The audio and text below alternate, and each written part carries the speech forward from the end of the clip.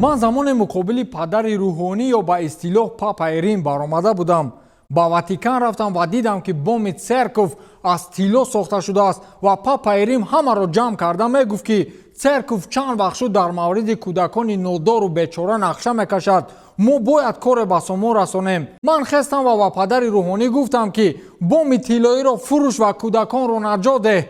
این سخنان مرحوم دیگو آرماندو مارادونا داستان است که از خود داستان بزرگ را باقی گذاشت. شب گذشته قلب یکی از بزرگترین فوتبالبازان دنیا از کار ماند و این مرگ جهانی‌ها را به پا خزاند. امروز تنها و تنها در مورد مارادونا بزرگ میگویم که رفتن او چه عکس‌العمل را به بار آورد. فردوس خورسند برنامه در شبکه‌های اجتماعی را آغاز میکند.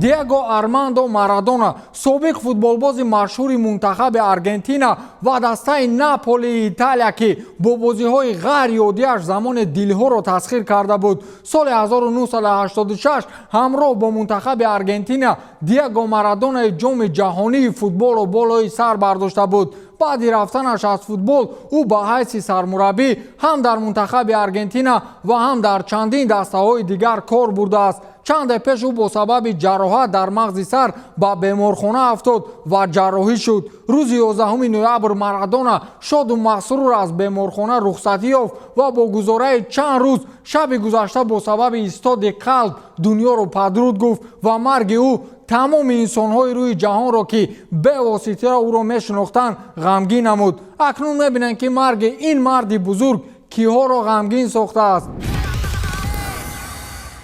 زمانی که مارادونا با عرش شهرت نشست او را همگان با شاه فوتبال پله مقایسه میکردند. برای بعضی‌ها پله بهترین بازیگر سیاره بود و برای اکثریت مارادونا شاه فوتبال فعلا در قید 80 سالگی حیات است، ولی شخصی را که با او مقایسه میکردند در دم 60 سالگی دنیا را پدرود گفت. پله صدها مراتبه احترام مخصوص خود را به مارادونا ارزانی می داشت و او را یکی از بهترین فوتبالبازان سیاره می شمارید. مخلصان آنها را مقایسه می کردند، ولی در اصل دوستی میان مارادونا و پله تا حد استوار بود که ناگفتنی. برای همین اولین شده در صفحه توییتر پله عکس جام جهان را برداشتن مارادونا پیدا شد و بالای آن چنین سخن‌های انتشار یافت: خبری بهت بد، من دوست بهترین خود و جهان فوتبالباز دستان را گم کرد.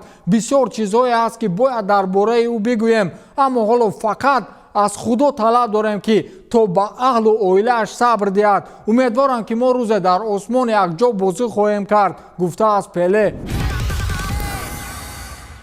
مملکت آرژانتین به خاطر روح دردانه مملکت خود برای 3 روز ماتم ملی اعلان کردند. همون خیلی مردان درکار که یک ملت بزرگ برایت ماتم بگیرد. دسته ناپولی که مارادونا برای این باشگاه صداقت به پایان خود را نشان داده بود و ایتالیایی ها او را رمز این دسته میدانند، در صفحه رسمی باشگاه نوشتند که ابدا یادت بخیر بود مارادونا بزرگ. سامانه رسمی منتخب آرژانتین نیز در صفحه رسمی توییتر خود چنین سطرها را حکاکی کردند: یادت بخیر دیگو، شما ابدا در قلب همگان باقی میمانید. دسته مشهور آرژانتینی با خون یارس نیز در این ردیف صفحه توییتر خود را با عکس مارادونا پر کرد و نوشت که تشکر ابدی با دیگوی ابدی. لیونل مسی هموطن و پیرو سبک مارادونا در صفحه اینستاگرام خود با چنین سخنها با مارادونا خیرباد گفت: بدترین روز برای آرژانتینی ها و برای فوتبال. او ما را ترک گفت ولی از میان ما نرفت، چون مارادونا ابدی است. من فراموش نمیکنم لحظه های خوبی را که ما یک جا گذرانیدیم. من با اهل و عائله و نزدیکان او همدردی بیان میکنم، نوشته است لیو مسی. همگان میدونند که مسی واقعا یکی از مخلصان اشدی دیگو مارادونا بود. اکثریت امروز در شبکه‌های اجتماعی مینویسند که زیادی از فوتبالبازان با رقم 10 بزرگ شدند، اما جای تو را هیچ کس نخواهد گرفت. این است که حتی مسی این را قبول دارد و میگوید وقتی رقم 10 میگویم مارادونا به یاد میآید، نه من و نه کسی دیگر، این رقم اوست. ҳамтои дигари Месси ва яке аз футболбози машҳури замони муосир Криштиану Роналду ки Марадона чандин бор ӯро футболбози беҳтарини сайёра унвон дода буд, дар саҳифаи твиттераш навишт ки ман имрӯз бо дӯсти беҳтаринам хайрбод гуфтам ва ҷаҳон бо як нобиғаи нотакрор, яке аз беҳтаринҳо дар олам, сергари беҳамто, ӯ бармаҳал рафт, вале мероси бузургеро боқӣ гузошт. ҷои холии ӯро ҳеҷ кас пур карда наметавонад. рӯҳат шод бод, туро ҳеҷ гоҳ фаромӯш намекунанд, навиштааст Криштиану Роналду. дар баробари футболбозон ва бошгоҳҳои муқтадири ҷаҳон, ҳамчунин шахсони ғайри футболӣ ки хеле машҳуранд аз қабили ҳунарманди шинохта Шоҳрух Хону ва чанд тан шӯҳратмандони соҳаҳои дигар ҳамдардии худро дар мавриди даргузашти Марадона баён карданд. ҳунарманди машҳури Болливуд дар саҳифаи фейсбуки худ навиштааст ки Марадона, ту футболро он гунае зебо кардӣ ки набуд. дар дунёи футбол ҷои ту холист, бигзор дар он ҷо ту ҳамон гунае бошӣ ки дар ин ҷо будӣ, навиштааст Шоҳрух Хон. сармураббии дастаи Манчестер Сити Хосеп Гвардиола низ дар ин маврид хотироти хуберо қисса кард. ман соли гузашта ба Аргентина рафтам ва он ҷо овезаи аҷиберо дидам ки чунин навишта буд: муҳим нест ки ту дар зиндагӣ чӣ корҳое кардӣ Диего, муҳим он аст ки ту дар зиндагии мо чӣ кор кардӣ.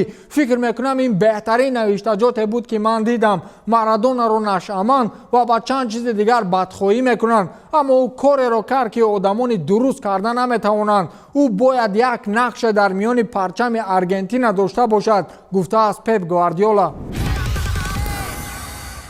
дастаи Интери овозадор низ твиттери худро дар ин рӯзи барои футбол ғамангез бо чунин суханон пур кард: дар таърихи футбол бо рақами 10 футболбозони бузург зиёд буданд, аммо рақами 10 абадиву ҳамешагӣ маҳз ту ҳастӣ. ӯ фақат рақиби сарсахт набуд, балки футболбози беҳтарини давру замон буд, навиштаи саҳифаи расмии твиттери дастаи Интер. ҳабиб Нурмагомедов, равзгари доғистонӣ ва чемпиони феълии вазни сабуки ташкилоти размии UFC низ дар инстаграми худ аз дӯстдории худ нисбати Марадона ҳарф зад ва гуфт ки дар баробари тамоми ҷаҳониён имрӯз барои ӯ рӯзи сиёҳе хоҳад буд. ӯ навиштааст ки яке аз бузургтарин варзишгарони ҷаҳон бо шарофати Марадона имрӯз миллионҳо одамон футболро дӯст медоранд, навиштааст Ҳабиб Нурмагомедов. ҳабиб ягона равзгаре аст ки нисбати футбол ва махсусан нисбати Марадонаву Пеле муҳаббати худро пинҳон намекунад ва ӯ ҳамеша футболро аз варзиши худ MMA як зина боло мегузорад. шумо голи бо даст задаи Марадонаро ба дарвозаи мунтахаби Англия дар соли 1986 дар ҷоми ҷаҳон дар ёд доред? он голро ҳамагон голи дасти худо мегуфтанд. англисҳо то имрӯз он голро набахшида буданд, вале ки имрӯз Марадона аз миён рафт, на танҳо англисҳо, ҳатто душманони Марадона низ ба худ гуфтанд ӯ бузург буд. барои он ки ҳеҷ шубҳае ба бузургии ӯ вуҷуд надорад, сомонаи расмии мунтахаби Англия барои эҳтироми рӯҳи Марадонаи нобиға фақат 2 ҷумла навишт. 2 ҷумлаи қиматаш аз алмос боло: ёдат бахайр Диего, достони бозиҳои мо. ин маънои онро дорад ки шояд имрӯз ҳазорҳо футболбозон кӯшиш кунанд то ба сабки ӯ худро нишон диҳанд, аммо Марадона фақат як бор ба дунё омад, дигар намеояд. президенти мамлакати Аргентина Алберто Фернандес низ дар баробари ҳамаи азодорони олами футбол имрӯз мотам дорад, чун медонад ки вақте Аргентина гуфтем маҳз чеҳраи Марадона пеши назарамон пайдо мешавад. ӯ навиштааст ки шумо моро ба қулаҳои баланд бурдед, моро абадан хушҳол кардед. шумо бузургтарин одами на танҳо Аргентина, балки ҷаҳон будед. мо шуморо ёд хоҳем кард, гуфтааст президенти мамлакати Аргентина. барои Дэвид Бекхэм, собиқ футболбози дастаи Манчестер Юнайтед, Реал Мадрид ва мунтахаби Англия низ ин рӯз рӯзи хотирмоне нахоҳад буд. ӯ имрӯзро рӯзи мотами футбол эълон карда гуфтааст ки шахсе ки аз самими қалб дар майдон бозӣ мекард ва ҳеҷ ғаразу мақсади ғайри ҳаловат бурдан аз футбол надошт. ман хеле ҳаяҷонзада будам вақте бо ӯ вохӯрдам. ёдат ба хайр сергари футбол, навиштааст Дэвид Бекхэм. бовар кунед ё накунед, аз ҳамин беш аз миллион футболбози дунё анқариб ҳамаашон дар ин маврид ҳамдардии худро баён карданд. дар ин баробар аз соҳаҳои дигар, аз ҷумла аз синамо, шоу-бизнес ва сиёсат низ ҳазорҳои дигар дар мавриди марги Марадона навиштанд. чун ӯ бузург буд, дунёи футбол яке аз асоситарин одами худро аз даст дод. бигзор пайравони Марадона нагузоранд ки мо набуди ӯро эҳсос карда бошем. барномаи дар шабакаҳои иҷтимоӣ ба итмом мерасад. хайр.